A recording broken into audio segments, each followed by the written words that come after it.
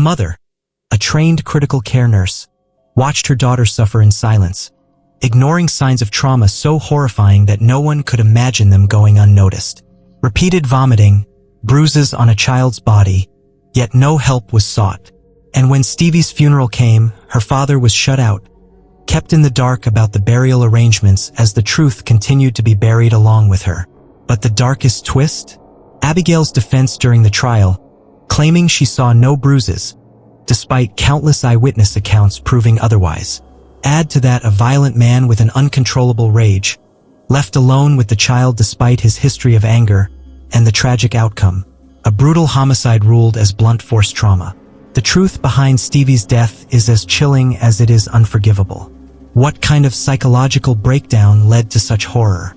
It's a tale of betrayal, manipulation, and brutality that will leave you questioning how something so monstrous could ever be allowed to happen.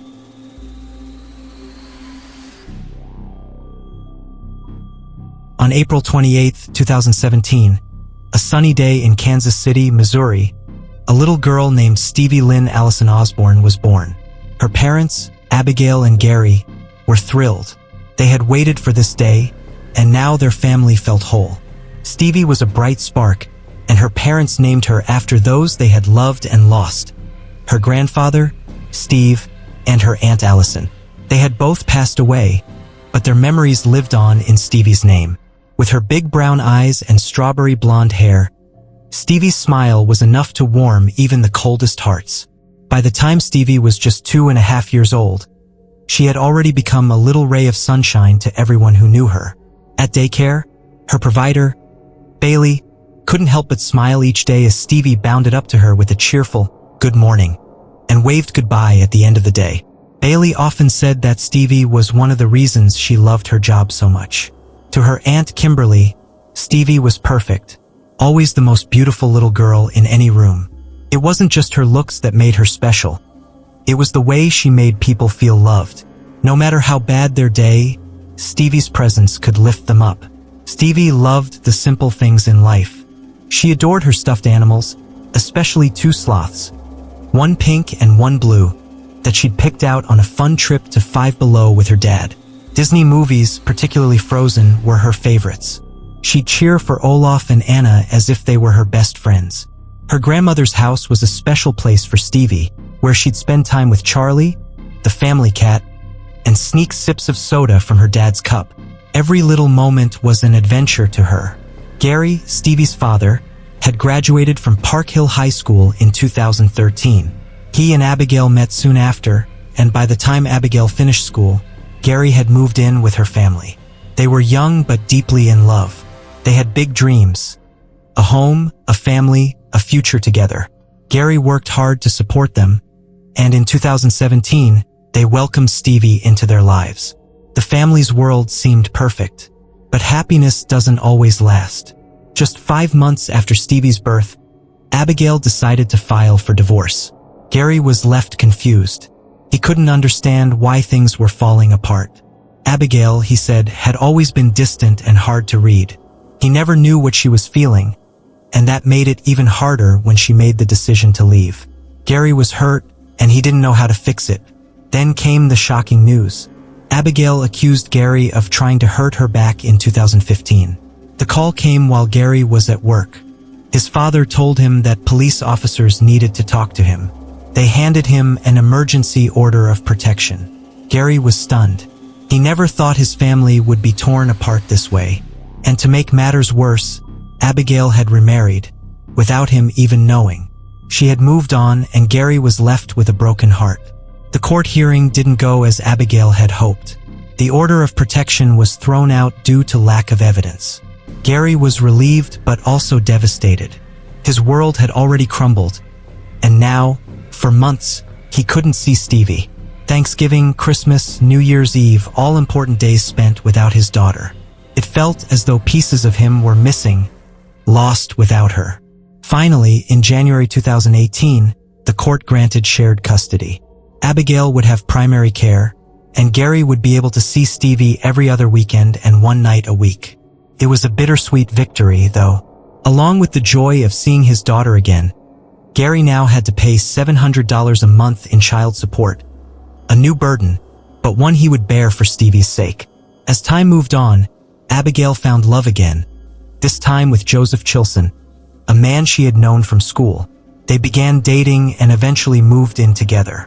Meanwhile, Stevie's life went on, full of small joys and struggles. But it was December 19th, 2019, and the holiday season was in full swing. She couldn't wait for the family Christmas party, especially the moment she would spend with her great-grandmother, Virginia. Her heart fluttered with joy at the thought of the celebrations to come. But what Gary, her father, didn't know as he dropped her off that day was that it would be the last time he would give her that sweet, innocent kiss goodbye. The evening of December 21st passed slowly, and on the early morning of December 22nd, Abigail, Stevie's mom, received a troubling text from her boyfriend, Joseph. He said that Stevie wasn't feeling well. She was throwing up and seemed very sick. Abigail, a dedicated critical care nurse at St. Luke's Hospital, rushed home around 2 a.m. She found Stevie just as Joseph had described, weak and struggling.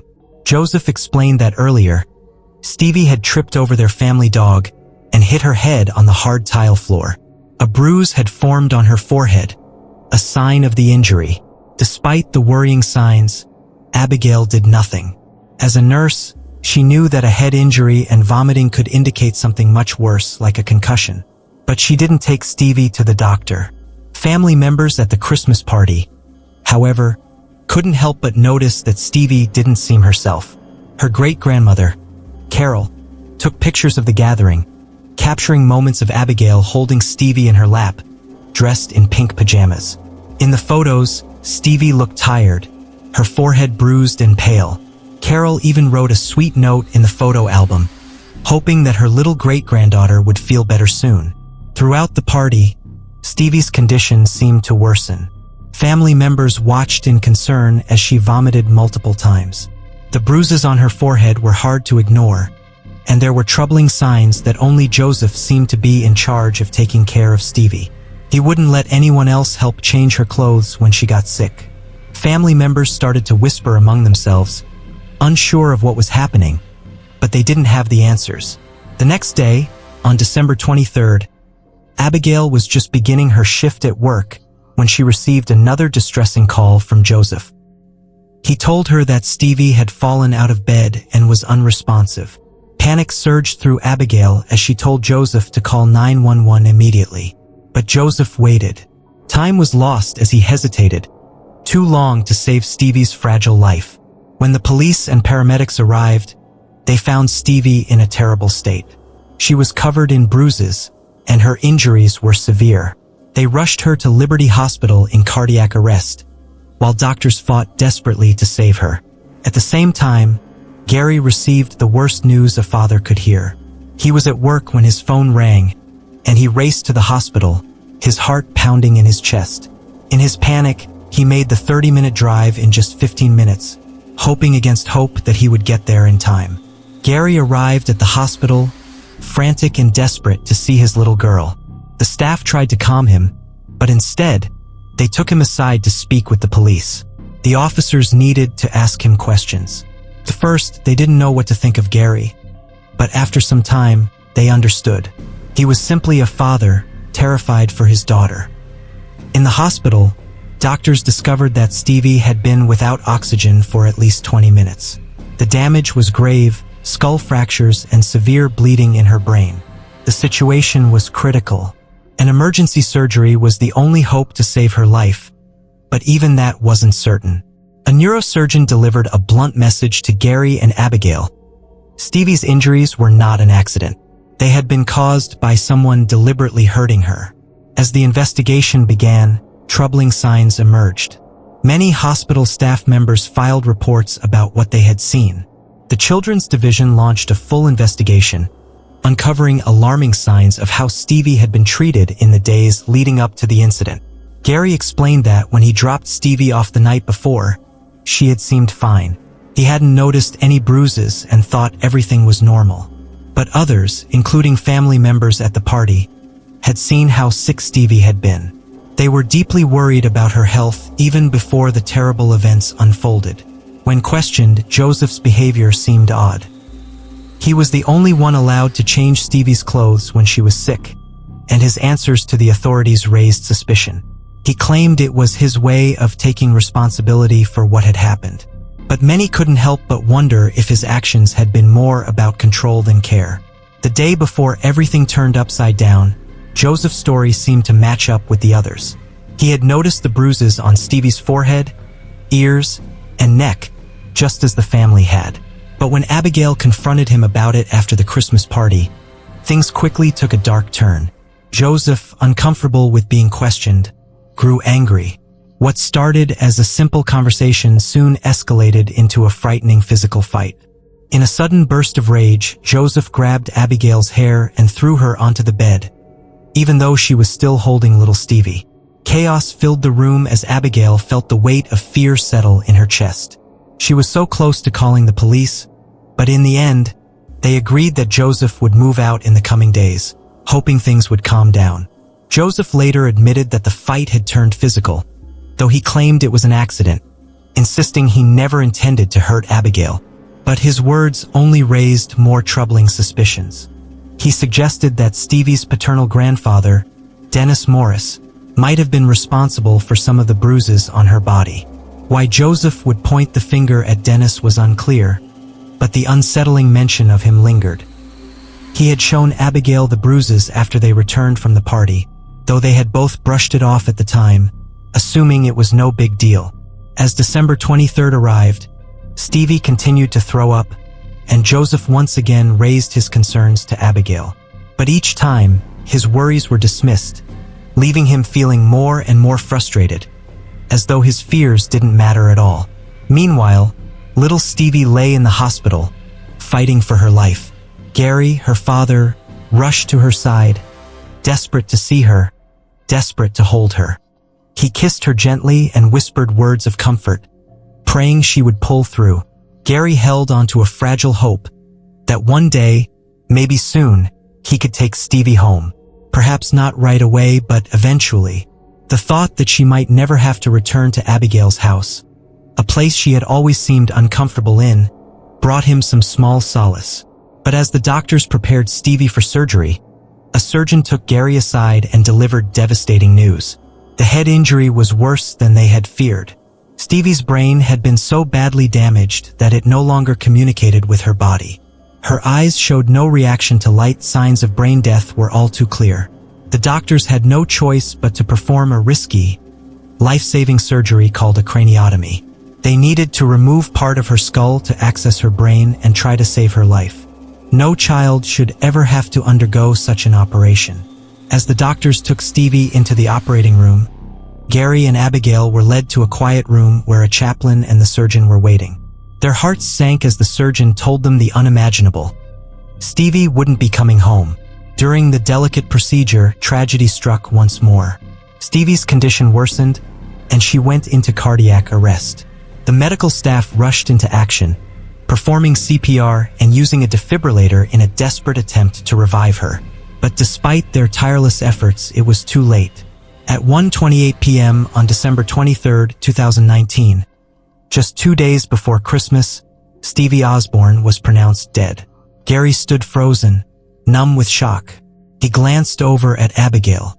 She seemed cold, emotionless, as she picked up her phone. In a flat, almost casual voice, she called her mother and said the words no parent should ever have to speak. "You can tell everybody to go home. She's dead."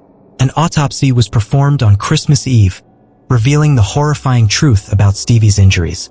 Dr. Alaf Hossein discovered extensive bruising on Stevie's forehead, scalp, abdomen, and other parts of her body. Clear signs of the violence she had suffered. The cause of death was blunt force trauma to the head. It was a chilling, unmistakable sign that this was no accident.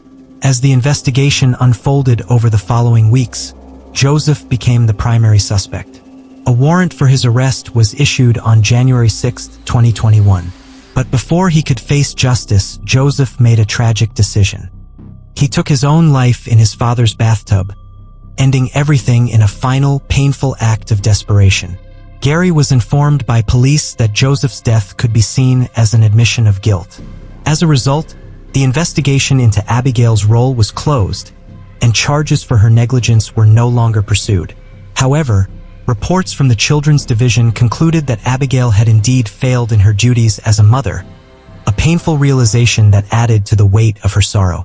Gary's heart was broken, and his grief quickly turned into an unrelenting quest for justice. He knew he had to expose the truth about what had happened to his beloved daughter, Stevie, and he believed Joseph's haunting letter held the key. Desperate, he brought the chilling 2-page letter to the police, hoping it would spark a new wave of investigation into Abigail's role in Stevie's horrific death. But to his shock and horror, the officers coldly dismissed him, telling him that the letter would change nothing. They refused to look further into Abigail's actions, and Gary was left feeling utterly robbed. Robbed of his daughter, robbed of answers, and robbed of the justice he believed Stevie so desperately deserved. Joseph's letter, written on Christmas Eve, was a chilling confession, an outpouring of despair that felt like a final plea from beyond the grave. His words were heavy, dripping with loneliness and regret. In one section, he spoke at length about the essential social needs of humanity, lamenting that without meaningful connections, we were no more than animals. His reflection on the human condition was profound, but it was overshadowed by a creeping sense of hopelessness.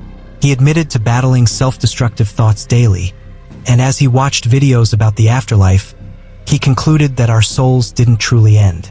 In a haunting request, Joseph asked for a small funeral or none at all, and for a couple of friends to smoke in his memory when he passed away.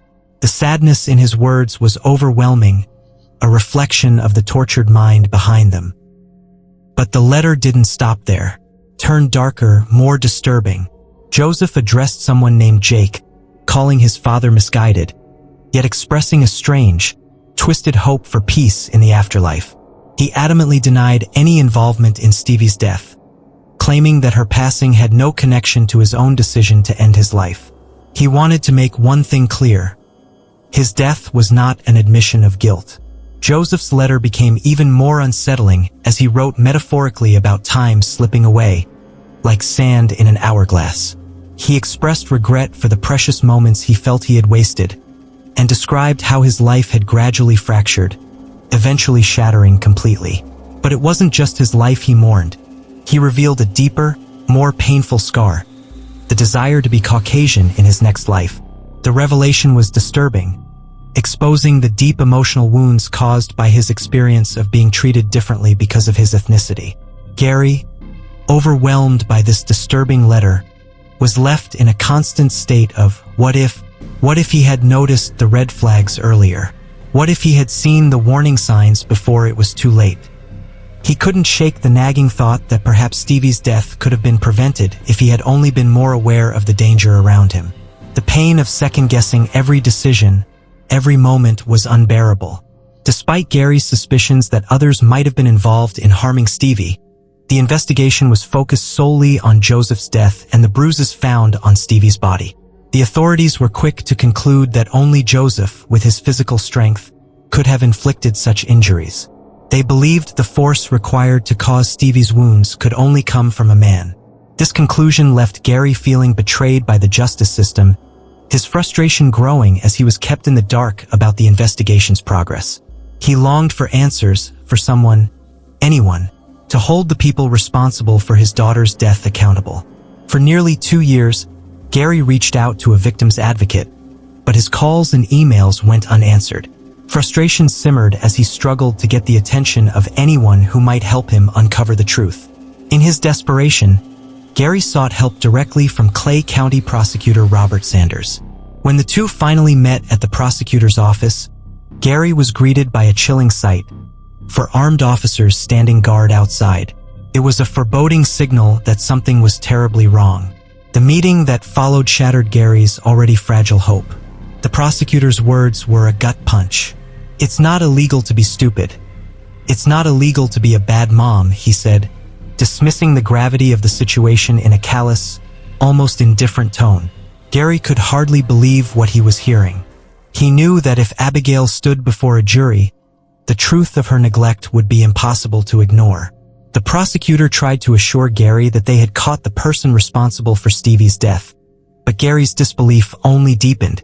No one had been arrested, no one had been held accountable, and the justice that Gary sought for Stevie felt further out of reach than ever before. Gary's outrage flared, and he was unable to hold back the torrent of emotion any longer. "My daughter was murdered less than 5 minutes from here," he yelled, his voice trembling with grief and fury. But instead of showing empathy, the prosecutor warned him to calm down, insisting he not raise his voice in his office. The dismissal was like a slap in the face, leaving Gary feeling more isolated and unheard than ever. His family, too, was escorted out by armed officers, a final, chilling reminder of the justice system's cold indifference. They left the prosecutor's office feeling as if their cries for justice had fallen on deaf ears. The media coverage of Stevie's murder was shockingly sparse, with little to no information released to the public. It was as if her life, her tragic end, had been swept under the rug. Despite the lack of justice in the criminal realm, there was a small glimmer of hope. The investigation by the Children's Division suggested that Abigail might face consequences for her failure as a mother. The risk of losing her nursing license in Missouri was a possibility, a small but significant sign that the system had recognized her role in Stevie's tragic death. Though this offered little comfort, Gary clung to it, hoping that, in some way, his daughter's story would not be forgotten. But even that small victory seemed hollow in the face of the overwhelming sorrow and injustice that had plagued their lives. Abigail's desperation to regain control over her life and clear her name led her down a dark, unexpected path. One that would see her filing a civil lawsuit against the Children's Division and its director, Jennifer Tidball. The stakes were high. Abigail hoped to hold the division accountable for what she believed was a wrongful investigation into her role in Stevie's death. But just as the case began to unfold, a stunning twist shook the courtroom. Tidball, the very person Abigail hoped to face in court, resigned from her position as director, slipping back into her old role as chief operating officer. This sudden move left Abigail scrambling for support, as the court date loomed closer and both sides were given a mere month to gather their evidence.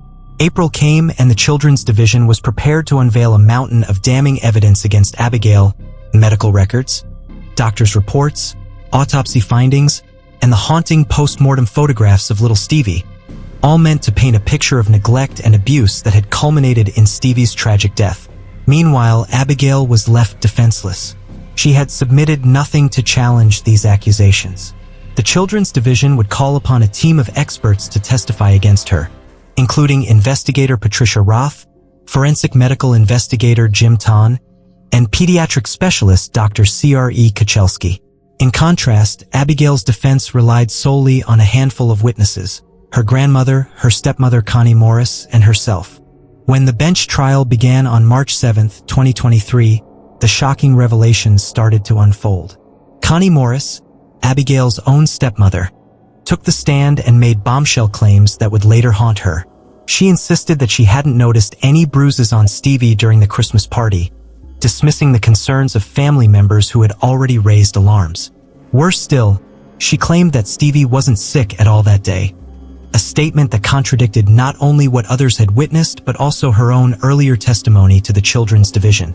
Then, Patricia Roth, the investigator from the Children's Division, took the stand and dropped a bombshell. On the night of December 23rd, after the Christmas party, the department hotline had received an astonishing 6 calls regarding Stevie's well-being. Calls that went unanswered, ignored in the face of a child's suffering. Abigail had admitted that Stevie had vomited multiple times between 8:45 and 10 p.m., yet instead of seeking medical help, she chose to treat her daughter with Dramamine and Sprite, a decision that would be called into question as evidence continued to mount against her. When asked about Joseph's explosive anger issues, Abigail confessed that he had a history of violent outbursts, including punching walls and putting holes in doors. And yet, despite this knowledge, she had left Stevie with him on the night of December 23rd, instead of seeking help from her elderly great-grandmother, Virginia. Dr. C.R.E. Kachelski's testimony would prove to be the most harrowing of all. She examined Stevie's injuries and declared them to be far beyond the normal bruises of a child. What she saw was the unmistakable evidence of child abuse. The bruise on Stevie's forehead, she explained, was consistent with severe intracranial bleeding that affected the brainstem. Worse yet, the unusual bruising on Stevie's abdomen and inner thighs raised red flags. Dr. Kachelski made it clear that, as a nurse herself, Abigail had a duty to recognize these injuries and seek medical attention, but she had failed to do so. The neglect was undeniable, and the court would be left to decide just how deep Abigail's complicity ran. In a gut-wrenching decision, the court found that there was substantial evidence to suggest that Abigail had been aware of Stevie's deteriorating condition and had been negligent in seeking medical help. The judge ruled that Abigail had ignored the potential danger posed by Joseph's volatile temper, especially after witnessing his outbursts just days before Stevie's death. The ruling was devastating. Abigail's appeal to have her name removed from the Central Child Abuse and Neglect Registry was firmly denied. A funeral marred by grief and controversy. The heartbreak didn't end with the court ruling.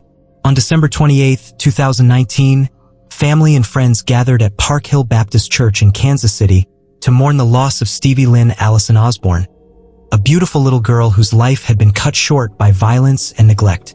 The service, funded by Gary's Workplace Trauma Fund, was attended by co-workers who stood in solidarity with him during this gut-wrenching time.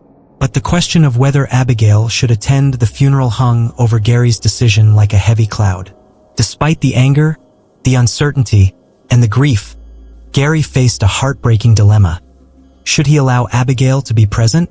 He didn't know for certain whether she was guilty or innocent.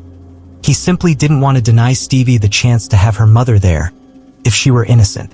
After much soul-searching, Gary made the painful decision to allow Abigail to attend, despite his family's strong reservations. The Platte County Sheriff's Office was present, a somber reminder that tensions were high and peace had to be maintained during the service. As Abigail stood before the mourners, she spoke words that seemed to echo through the church like a chilling reminder of everything lost. "Stevie is love in the purest way," she said, reading from 1 Corinthians 13 verses 4 to 7 about love being patient and kind. The verses, once beautiful and uplifting, now carried a bitter irony, as the words reverberated in the room with the unspoken knowledge of what had transpired. Abigail's eulogy painted a picture of Stevie as a vibrant, joyful little girl, happy when she laughed, sweet when she asked for hugs, adventurous when she climbed high at Penguin Park, and strong when she lifted weights with her father. She spoke of a child full of energy and curiosity who lit up every room she entered, a little girl who had touched the hearts of everyone around her. But beneath her words, the unsettling truth lingered. How could someone who claimed such love for Stevie have failed so miserably to protect her? As tears silently fell among the mourners, the tension in the room was palpable. The overwhelming sense of loss was undeniable, but so too was the painful realization that Stevie's story was one of not only love, but also of neglect, betrayal, and tragedy. It was a heartbreaking reminder of just how fragile life is and how precious our children are, especially when those meant to protect them fall short of that duty. The heartbreak that shattered Gary's world after Stevie's death sent him into an abyss of disbelief and sorrow. Each day felt like an eternity as he tried to navigate the gut-wrenching process of arranging his daughter's funeral. The weight of grief was unbearable, and yet, in the stillness of those sleepless nights, when the darkness seemed endless, Gary could feel Stevie's magical presence surrounding him, her spirit offering him a fleeting sense of comfort amidst the agony. Gary had entrusted Abigail with the responsibility of handling the burial arrangements, believing, perhaps naively, that she would honor their daughter's memory with the respect and care Stevie so rightfully deserved. But what happened next would be a betrayal so profound that it would haunt Gary forever. It wasn't until 4 agonizing hours after Stevie had been laid to rest that Gary discovered the heartbreaking truth. Abigail had deliberately kept him and his family in the dark about the burial. Gary and his loved ones were robbed of the chance to say a final goodbye to Stevie. They had been excluded from the most sacred moment of closure, Stevie's final resting place. A cruel twist in a tragedy that was already too much to bear. Stevie's burial took place at Whitechapel Cemetery in Gladstone, Missouri. She was laid to rest in a beautiful pink casket, an image of innocence now forever silenced. Her bronze headstone bore a poignant and tender image of Stevie holding a kitten, surrounded by delicate etchings of daisies and heartfelt inscriptions. One inscription read, "No one will ever know the strength of my love for you. After all, you're the only one who knows what my heart sounds like from the inside." Another read, "Life is not measured by the number of breaths you take, but by the moments that take your breath away." These words were meant to honor a life stolen too soon. But for Gary, they only deepened the anguish of never having been there to hold his daughter one last time. In the wake of Stevie's tragic death, Gary and his mother, Valerie, whom Stevie affectionately called Mimi, sought to honor her memory in the most personal, intimate way possible. They created a small but poignant memorial in Stevie's room, filling it with all her beloved stuffed animals, including her cherished sloths. It was a sanctuary of memories, a place where the love Stevie had shared with her family would never be forgotten. To further immortalize Stevie's spirit, they had stuffed bears made from her clothes, a tangible reminder of the joy, laughter, and energy Stevie had brought into their lives. These bears became symbols of the profound love that Stevie had given, a love that would never fade. But despite this heartfelt memorial, Gary's heart ached for something more. He knew that justice for Stevie was yet to be served. The pain of not knowing the full extent of what happened to his daughter weighed heavily on him, and Gary was determined to make sure that her story would be told. He refused to let Stevie's name fade into the background, silenced by the neglect of both the justice system and the media. Gary, filled with a newfound sense of resolve, launched a GoFundMe campaign, knowing that the road ahead would be long and treacherous. His goals were twofold: to secure the legal representation necessary to pursue justice for Stevie's death, and to create a lasting memorial that would truly honor her vibrant spirit, a tribute to a life tragically cut short. Gary's original goal of $50,000 seemed to him like a meager sum in the face of his profound loss, but it was a start. As the campaign progressed, it raised $4,178, an amount that still fell far short of the financial resources needed to navigate the complex legal battle ahead. In his relentless pursuit of justice, Gary reached out to Lane from Suffer the Little Children, a platform that had previously covered Stevie's case. Lane had conducted an exclusive interview with Gary, providing a voice for the grieving father when local media outlets remained conspicuously silent. The episode, which shared clips of Stevie's joyful spirit, became a beacon of hope in a sea of neglect. It shined a light on Stevie's life, showing the world not just the tragedy of her death, but the innocence and love that she had embodied. Gary's GoFundMe page laid bare his anguish and his mission. The path ahead requires legal representation to seek justice and hold the responsible parties accountable. He wrote, "Your contributions will enable me to access the legal expertise necessary to navigate this complex legal landscape." But beyond his fight for justice, Gary also expressed his desire to create a lasting tribute for Stevie, a memorial that would truly reflect her vibrant personality. He dreamed of transforming Stevie's resting place into a sanctuary of beauty and grace, a peaceful haven where family and friends could gather, share stories, and find solace in the face of unimaginable pain. One of Gary's most cherished aspirations was to purchase a memorial bench at English Landing Park in Parksville, Missouri, a place where memories could be made in honor of his little girl. It was there, in the beauty of nature, that Gary envisioned a space where Stevie's spirit could live on, forever associated with the laughter and joy she had once shared with those who loved her. On his Facebook page, Gary shared poignant thoughts reflecting on his mission. "Stevie's memory shines brightly in my heart, but her resting place doesn't yet reflect the vibrant spirit she was. I am determined to give her a headstone that captures her essence, a tribute that solely focuses on her, free from any painful associations." In the midst of unbearable grief, Gary clung to the hope that through sharing Stevie's story and seeking justice, he could ensure that her light would continue to shine brightly, even in a world that had dimmed far too soon. It was a mission born of love, and one that he vowed to carry out for as long as it took, because Stevie deserved nothing less. The fight for justice was far from over, but Gary's determination to ensure Stevie's legacy would never be forgotten was unwavering. His daughter's spirit, he knew, would continue to shine through, a beacon of light in a world that could sometimes feel unbearably dark.